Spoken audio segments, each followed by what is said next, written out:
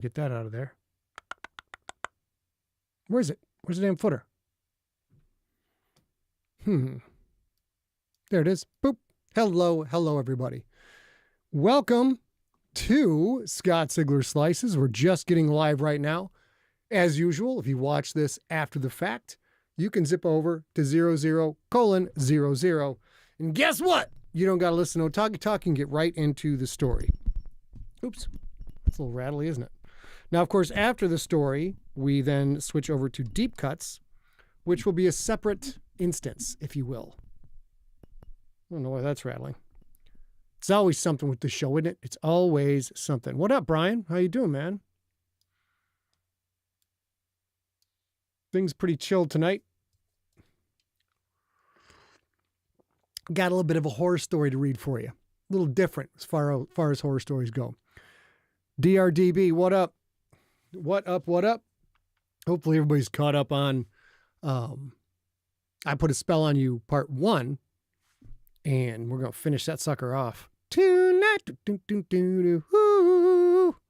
new version of Stream Deck is available. Remind me later. Recluse Mage, how are you? Cobalt, what up? Rob Otto, the whole with an L story. L, big difference. Matt McRoberts in the house. All right, bud. We're starting to getting our peeps in a row, getting our ducks in a row here. As of late, when we started this live stream, it was really like 90% Facebook. So we started that. Yes, D79. So like and subscribe. We started that many moons ago in 2019, I think. And it was all Facebook back in the day. But as of late, hey, Dr. Perel, YouTube, Dr. Campbell, a lot of doctors in the house today. As of late, YouTube has completely taken over and is absolutely ruling his house. Which means I got to get my script up drive. Google Drive, boom. Gosh darn. Lately, I don't know about you guys, I've been going through this thing where I usually leave myself signed in to all the sites, Google, Spotify, because I'm home. God damn it. I'm home. I don't have to sign out of nothing. But everything keeps signing me out anyways. I don't know what's going on. I'm sure it's the oligarchs are behind it. They're behind everything. Yep. Just happy to be here. Chris Southwick, how you doing? What up? Welcome. We definitely have people coming in. Edward, Rocco. So, tonight's live read is mixtape track 11. I put a spell on you. Not you put a spell on me. I put a spell on you. Now you're mine. So we're going to have that. And then on Deep Cuts, we're going to celebrate Valentine's Day with y'all by talking about favorite Siglerverse couples, or as the kids call it, a ship, which is short for relationship. Hello, Dawn. Hello, AK. And the ship is when the fans want two characters to get together. The characters haven't got together yet. So therefore, they watch the show or read the series thinking, will they? Won't they? Was there something behind that look? Did he touch her hand? Are they going to kiss? Will they? Won't they? That's called a ship. And we're going to talk about some Siglerverse ships. We had some fans send in the ships that they would like to see happen. Robin Taylor is one of those fans who sent something in. So we'll be talking about that. Once again, if you're coming in after the fact, swing over to 00:00, unless you want to hear this mellifluous voice continue to rant on about things and stuff for the next 5 minutes and 30 seconds. Let's see. And of course, if you're watching on YouTube, hit the like button, ring the bell, click the bell, smash the like, all that other stuff. If you're watching on YouTube and you're not subscribed, for God's sakes, just subscribe already. Just make it easy. Make it easy on yourself. Let's go ahead and get our timers up. We got to sell some ads right now, boys. We got to do that. Let's get to it. Let's go, boys. Of course, as always, our show is sponsored by GoDaddy and the GoDaddy code CJCFOSSIG3, which gets you 99% off the cost of the first year of a new 3-year domain, which absolutely does include .coms. Hell of a deal if you need a website You need a URL. That is the place to do it. Quince.com/Sigler.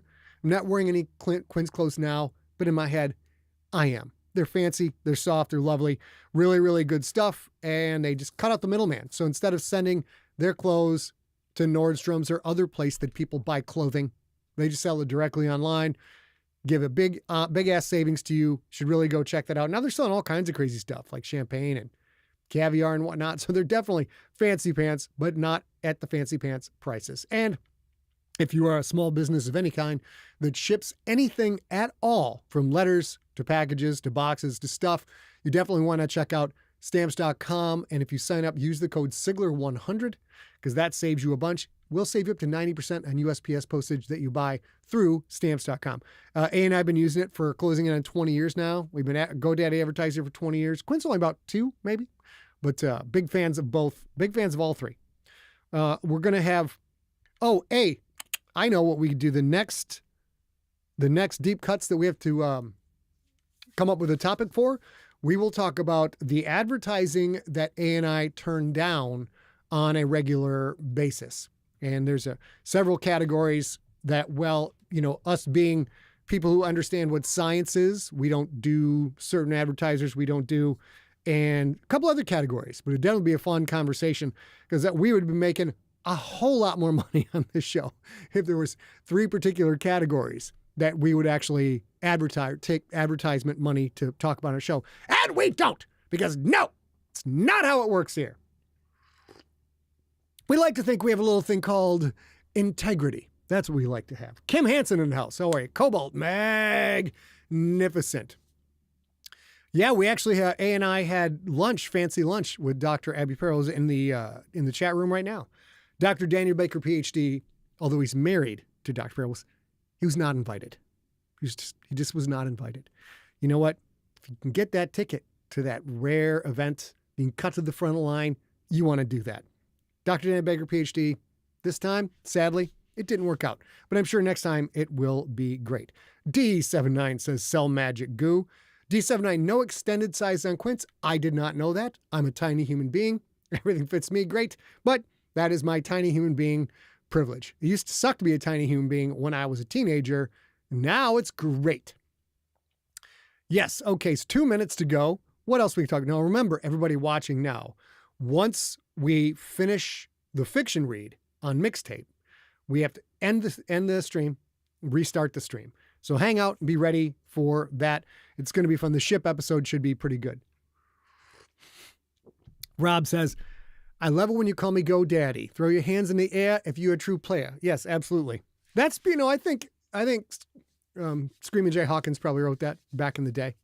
It's probably one of his. Okay, everybody. How we doing? Let's check out who all's in the chiz at tonight. There's the restream. All right, what do we got? Oh, we got a good crowd. What a crowd. What a crowd. Jaded Moment. How are you doing? 1 minute until we go story time.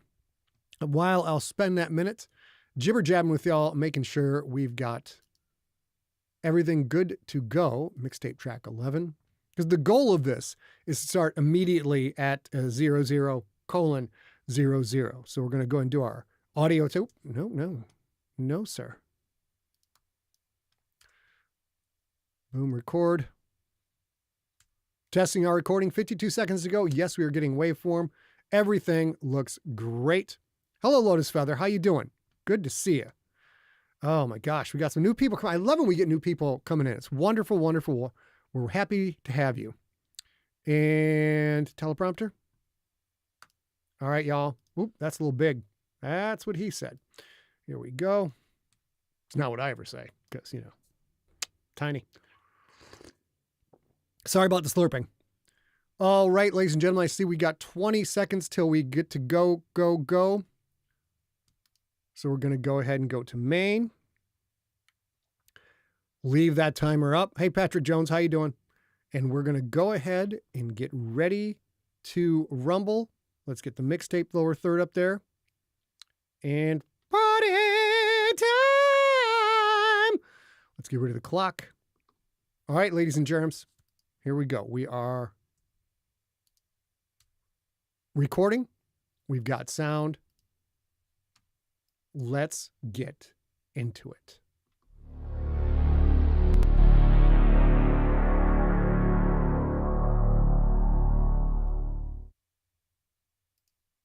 Previously on, I Put a Spell on You. Simon Gardner's life has collapsed into two obsessions: the woman who left him and the musician.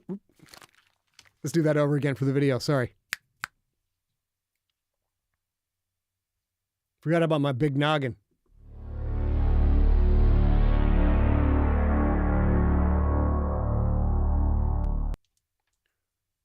Previously on I Put a Spell on You. Simon Gardner's life has collapsed into two obsessions: the woman who left him and the musician he has spent a decade researching. That research went into Simon's book, Spellbound, about the life, times, and legend of Wailin Jack Laurent, the shock rock pioneer whose song, You're Under My Spell, made him infamous, and whose rumored voodoo past refuses to stay buried. At a sparsely attended book reading, Simon's first reading ever, he was approached by a woman claiming to be Laurent's great-granddaughter. She brought a battered cardboard box full of family relics. Junk, she said, but junk she couldn't bring herself to throw into a dumpster. She gave the box to Simon, hoping he might find a home for the contents. Inside that box, Simon found the impossible: the original acetate recording of the song itself, thought to be lost to history. As legend has it, Laurent recorded You're Under My Spell in 1956, after finding out his wife, also a touring musician, was cheating on him. It's rumored he played the disc for her, and after listening, she gave up music and became a dedicated housewife, spending the rest of her years doting on Jack until his death at age 78. People say Jack Laurent was a voodoo practitioner. People say that a piece of his soul is embedded in that fragile, original recording. Now, as Simon's estranged wife Patty agrees to come over to finalize their divorce, Simon prepares one last, desperate gamble.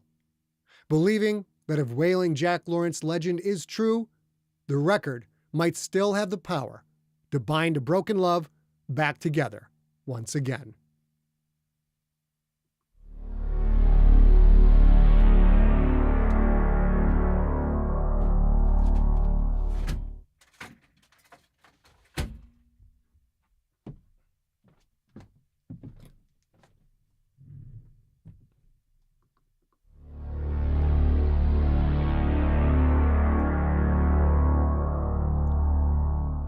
The apartment was stifling.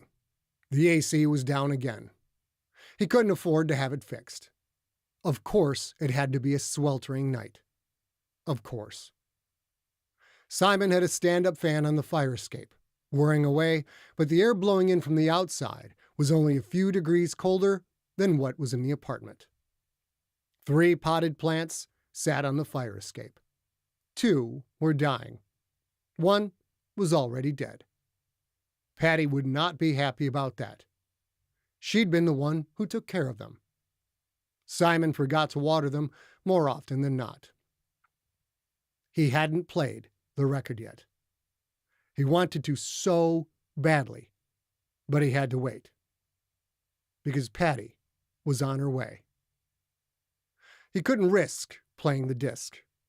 Not before she arrived. An acetate disc isn't like a vinyl record. It's a disc of aluminum, thin and lightweight, coated with a nitrocellulose lacquer.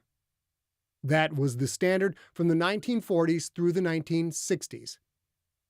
Every single play scrapes away a bit more of the lacquer. How many times had this priceless relic been spun in the last 70 years? Even if it hadn't been played much, discs like these weren't meant to survive decades. Nitrocellulose dries out over time. It becomes brittle and loses elasticity. Micro cracks form in a process called crazing. After enough time, the material separates from the aluminum. A decades-old disc like You're Under My Spell is kind of a Schrodinger's record.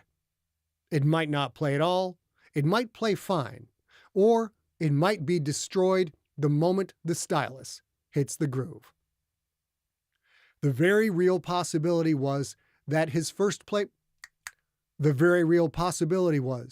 Simon's first playback might be the disc's last.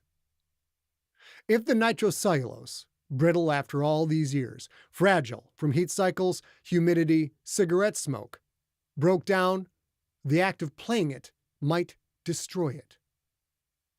And if the magic was in the material itself, when the material was gone, so, too, was the magic.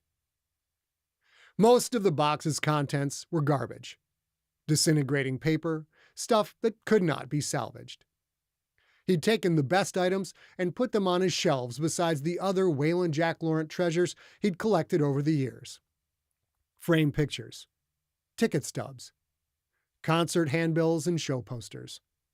An old feather boa, verified to have been worn on stage during Jack's 1961 European tour. Newspaper clippings, studio session logs. A necklace of raccoon vertebrae, rumored to have been worn by Jack on his Ed Sullivan Show appearance, the tape of which was forever lost to time. It took a bit of thinking to place the new stuff among the many things Simon had collected, but he found a spot for everything. As for the acetate disc itself, it remained in its cardboard sleeve, tucked tightly between two thick hardcovers. Blues People by Leroy Jones and Deep Blues by Robert Palmer. Wailin Jack was mentioned in both books. Simon checked his 1954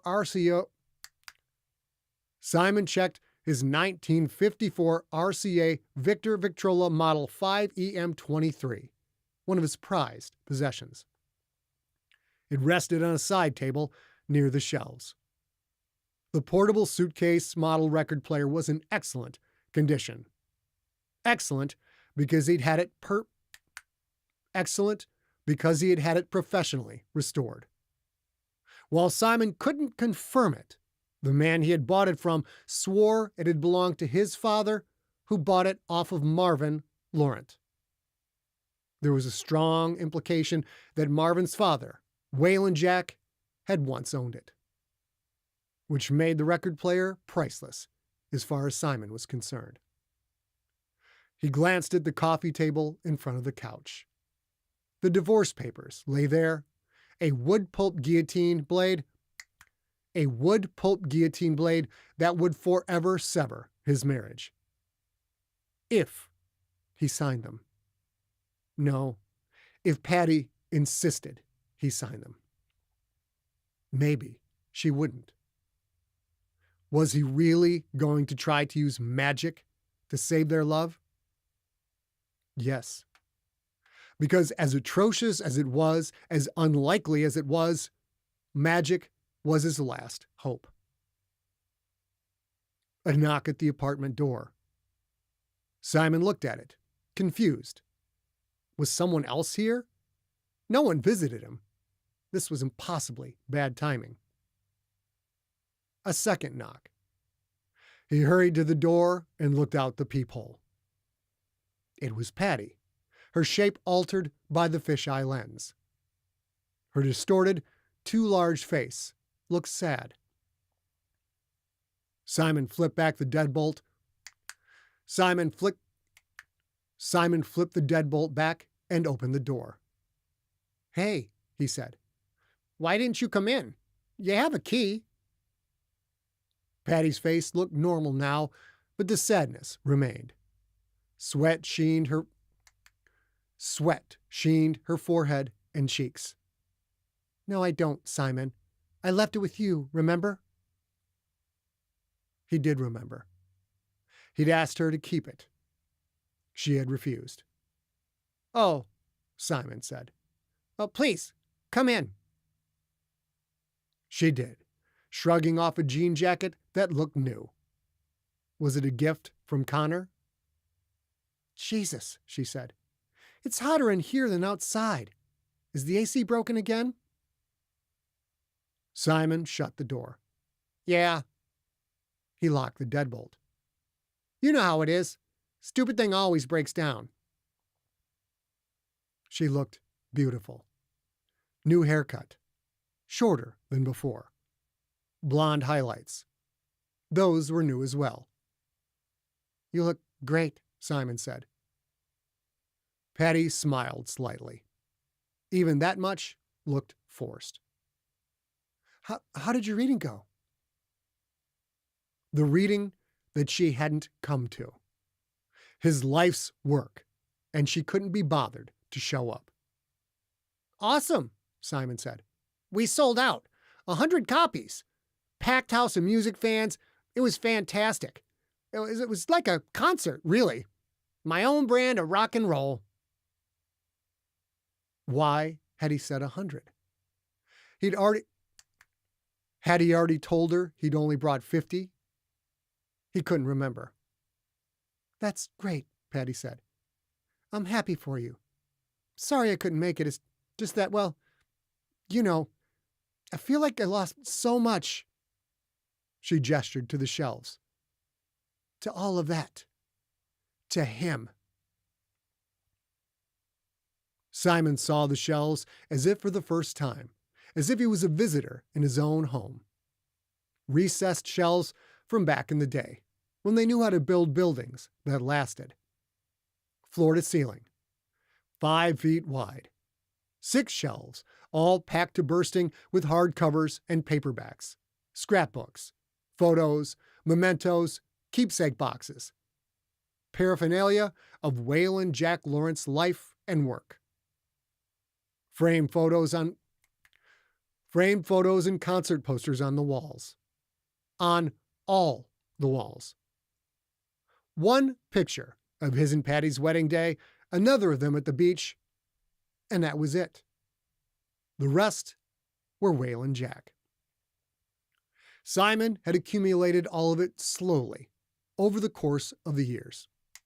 Over the course of 10 years. Even when Patty left, it hadn't hit him how much he'd collected during his research. Jack Laurent had accreted in his home, becoming the home itself. Simon saw it now. How could he have not seen it before? And hadn't Patty tried to talk to him about it? Tried to get him to listen? He hadn't heard her. He hadn't heard her. I can get rid of this stuff, Simon said in a rush. Give me another chance, Patty. But could he get rid of it? He didn't know. Simon, I came like you asked, Patty said, the sadness spreading from her face to her words. Just sign the papers, please. He felt dead inside. She wouldn't listen. Just like all the arguments, she wouldn't listen. But he wasn't ready to give in. Not yet. I forgot to tell you, a relative of Jack Laurent's came to the reading, Simon said. His great-granddaughter. Do you know what she brought me? The original recording of You're Under My Spell. The one he recorded at Sun Studios. Can you believe it? Patty stared at him, blinking. The one he recorded for his wife, she said. The one you hunted for, right? Your white whale? Simon nodded rapidly. Yeah, that's the one. She smiled again, less forced this time, but there was no joy in it. That's great, Simon, Patty said. You must really be happy. He was. No, he wasn't. Caught between absolute joy and total despair. He didn't know how he felt. Patty gestured to the divorce tables on the coffee. Patty gestured to the divorce papers on the coffee table. She said nothing. Okay, Simon said. I'll sign them, but can I just share one last thing with you? Please? I haven't played the record yet. I want you to hear it with me. For old time's sake. Please? For old time's sake.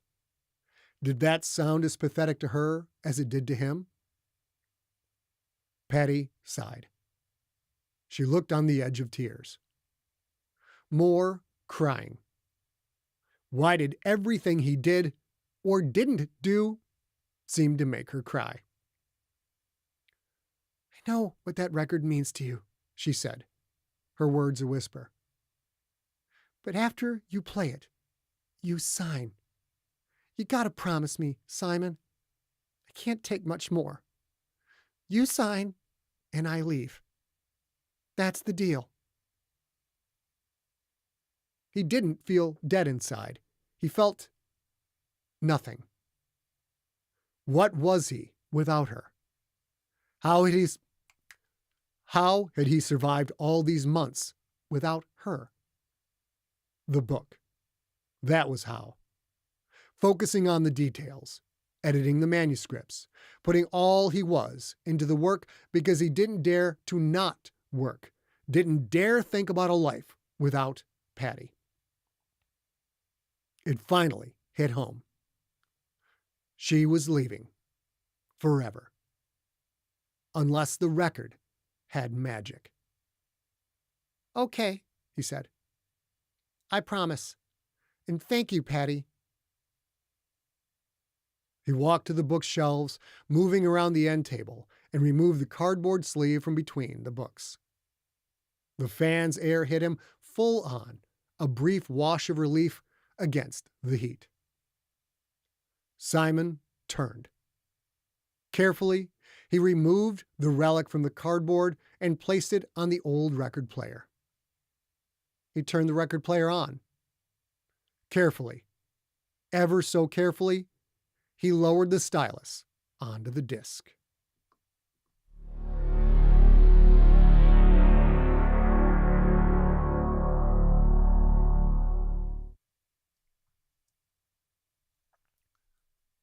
The slow saxophone riff over the kick on the 1 and the 3, the snare on the 2 and, the light double hit on the E and A of 3, and the light, almost whispering, closed hi-hat triplets throughout.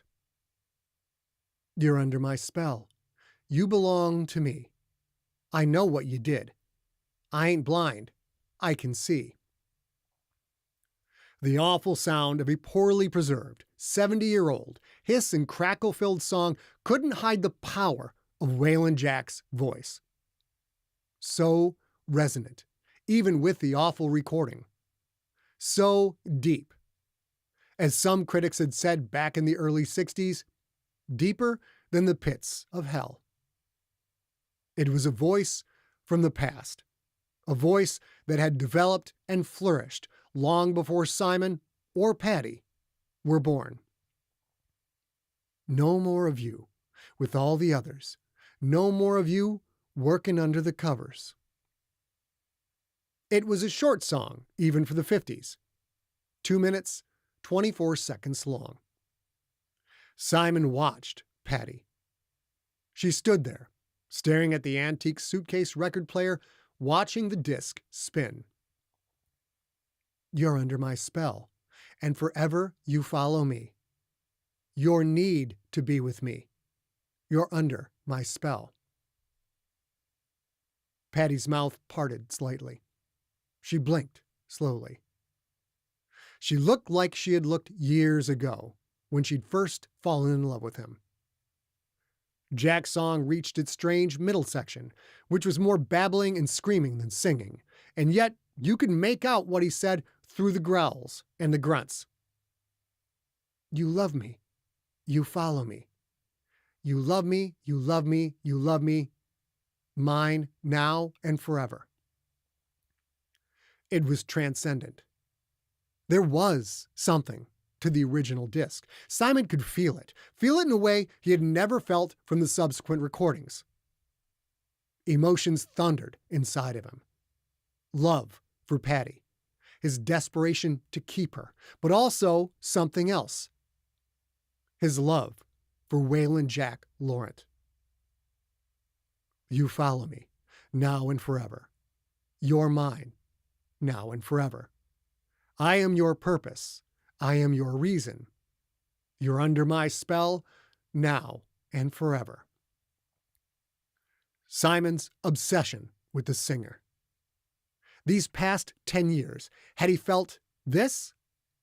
Had he known, somehow, this sensation was out there? Jack was more than an artist. He was a conduit to a greater realization of life, a channel to one's true purpose. Patty began to sway. She felt the beat, felt the groove, as Simon did. She closed her eyes. Simon watched her as the stylus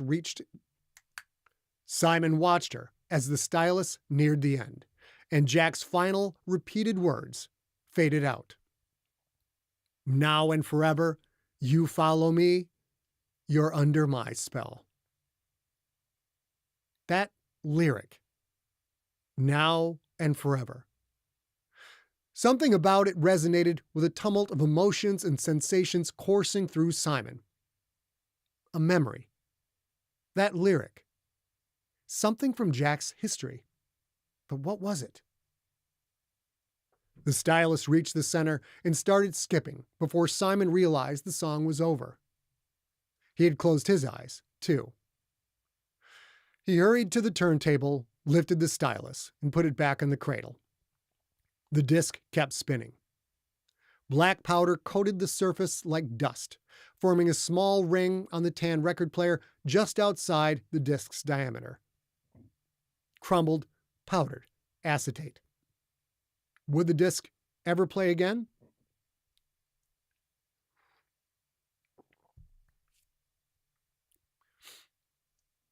Simon flipped the switch, cutting the power. He looked at Patty. She still stood there, swaying as if the music had never stopped. Had it worked? Patty, Simon said, I love you. I want to be with you. Do you want to be with me? His voice seemed to cut through her fugue. Closed eyes twitched, blinked, fluttered open. She stared at him like he was a stranger. Simon? He nodded. Yes, baby, it's me. She looked around, eyes lingering on the posters and photos of Jack Laurent. She looked at the bookshelves full of mementos. Baby, let's be together, Simon said. Like we were supposed to be. I'll do so much better this time. You'll see. Now and forever. He'd hoped that lyric might reach her, might make Jack's magic bind her, if that was even a thing. Patty looked at the coffee table. She stared at the papers. We had a deal, she said. The last of Simon's hope drained away. His chest was a void, a portal to nothing. The apartment's stifling heat didn't register anymore. He had never felt this cold. Okay, he said. He walked to the couch. He sat. He picked up the pen. Patty, are you sure? Are you sure this is what you want? She blinked. She seemed confused. Jack recorded that song for his wife, but for me, too, she said. She walked to the turntable. She looked at the record. Simon waited. He didn't want to lose her, but at the same time, he had a new sensation in his heart. The last 10 years of his life studying Jack Laurent, those had not been a waste. If Patty left, and it certainly seemed that was the case, he could continue the work. Simon knew there would never be another woman for him, but he still had the work. Patty stepped to the bookshelves. The fan's air teased at her blonde tips. I have to be with him, she said. Words like broken glass in Simon's heart. Connor, that piece of shit homewrecker. He had stolen Patty away. I understand. Simon put the pen to paper. I get it, Patty. I get it. She reached up, traced her fingers across a framed photo of Jack Laurent, the one where he was wearing the same raccoon spine necklace that hung one shelf below and a little to the left.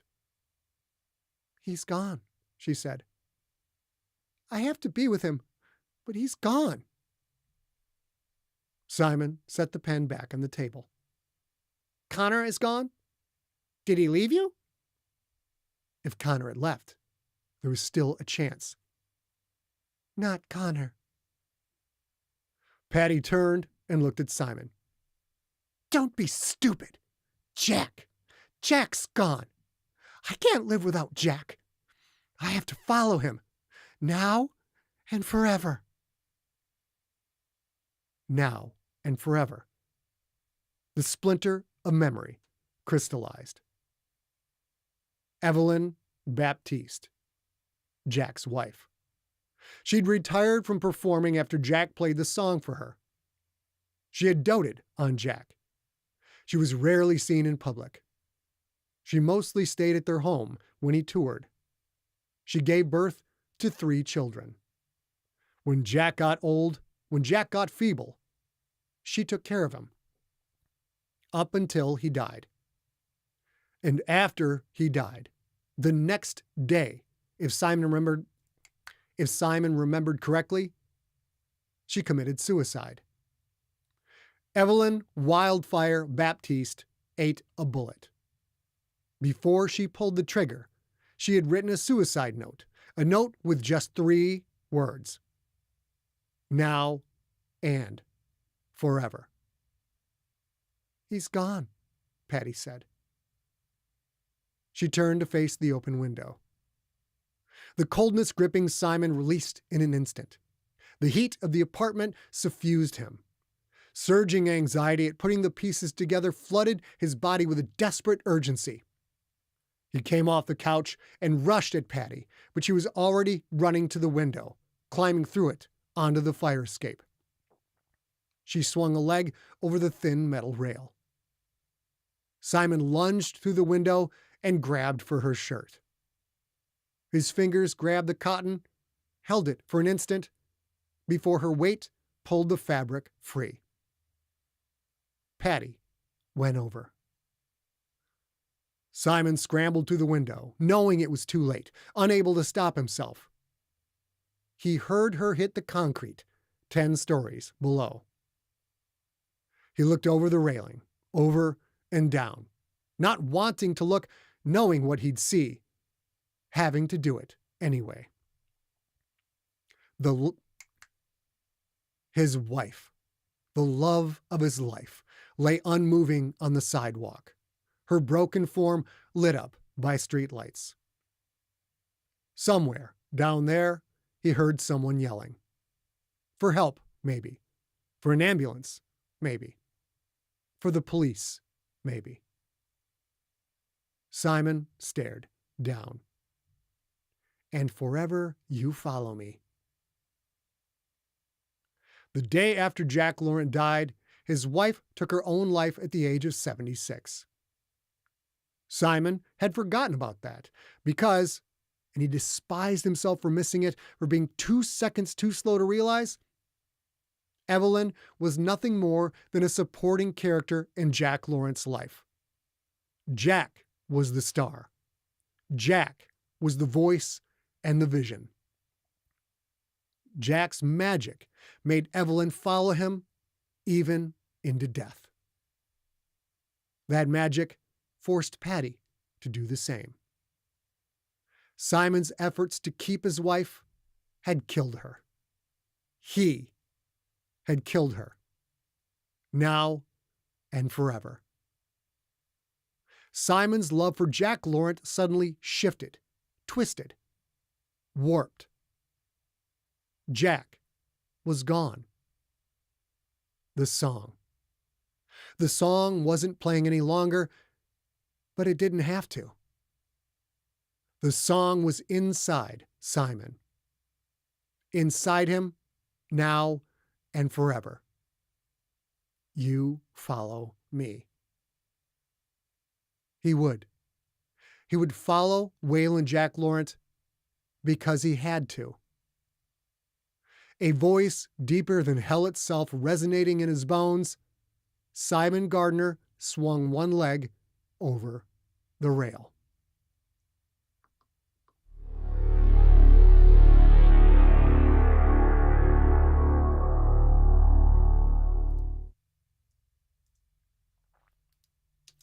And that is the conclusion of You Put a Spell on Me. Now you're mine. See the things you do. I ain't lying. Boop, there we go. Getting the next thing up. Waiting for A to come on up whenever she be ready. Murder by persuasion. Brother, that's murder by magic. Unless persuasive magic, I guess you could say that. Boom, boom. Okay, hide that. Till A getteth on up with here. Oops.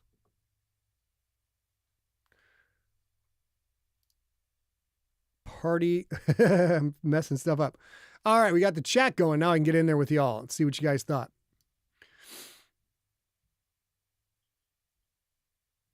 Okay. Brutal. That was some FDO magic right there. Great work. Thank you. Appreciate that, Cobalt. John Bivens. Tight. Michael A. Means, well, damn. Martin Evans, Crimson Red Persuasion. Hey, sweetheart. Hi. Oops, I forgot one thing, didn't I? That's okay.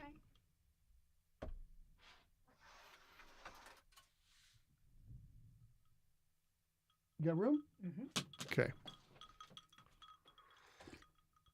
Robbie, you are correct. That voodoo that he do so well. Okay. Lotus Feather got both. What? Oh, yeah, the spell did get both of them. That's correct. Somebody could have warned. Somebody could have warned Simon. I mean, I'm pretty sure Jack Laurent warned Simon with his whole entire career. All right, let's go to Maine. Let's get you cued in, doll.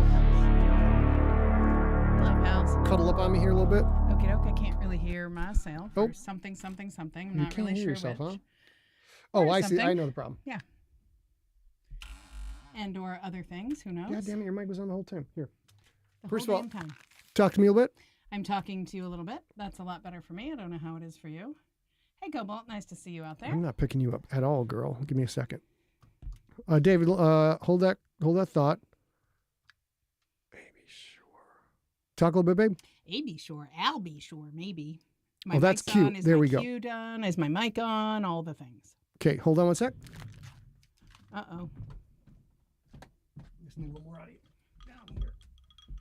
I'm holding my drink away from the desk because if you know, you know, which not a lot of people do.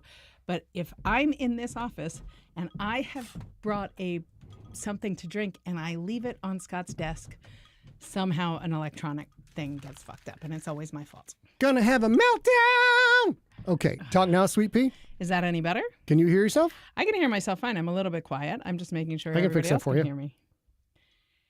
Okay, talk now. Yeah, that's a lot better. That's a lot better for me. Is that a lot better for you? Is that any different for any of It's you not guys? any different for me, but I'm going to go into Q2. And you want to hear yourself a little bit better, right? Oh, there we go. There we go. Try now. Yeah, that's it. That's what I was looking for. That was the Jimmy Jam right there. There we go. There we go. There we go. Here now. we go again. Okay, can you let's try this. Mm. That's a pain in the ass. I didn't realize that was going to happen. Ooh, that's nice though. That's real nice though. There you go. There we go. Can This is crazy just ass get this- loud yeah, lipstick. get a little bit closer to you there. Is that too close? No, that's fine. And we'll see if it's too close because Okay, it'll be very full good. of orange lipstick. Now I got a crazy microphone sticking up like a shark's eye, like doll's eyes.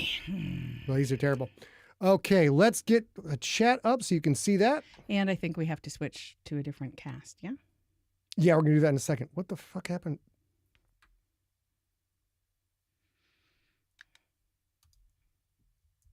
There we go.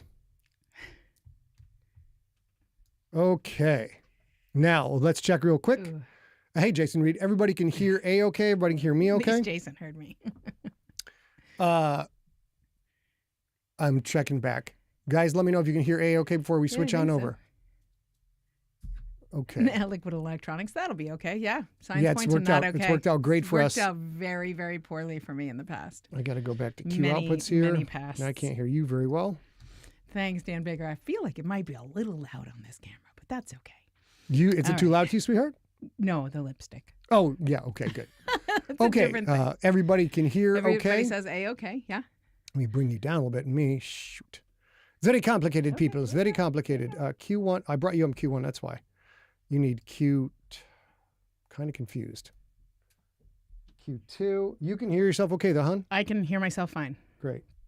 Dr. Campbell says lots of sausage. Yes, lots of sausage today. That's okay, though. There we go. I can hear you. You fine. good? Yeah. Do you feel like you're having to project? I feel good. Feel good? All right. I feel good. Okay, can you guys. move these so that they're safer. Yeah. Thank Let's you. do housekeeping. And then we'll do the switch over. Housekeeping. Okie doke. Got it. Here we go. Okay, ladies and gentlemen, housekeeping. Sunday, February 8th, mixtape track 10, I Put a Spell on You, part 1. Hit the podcast feed. We did not have an episode on Sunday, February 1st. You didn't miss nothing. We should have told you guys, though. There are a lot of you that listen and don't watch, and we should have told you guys there were many questions.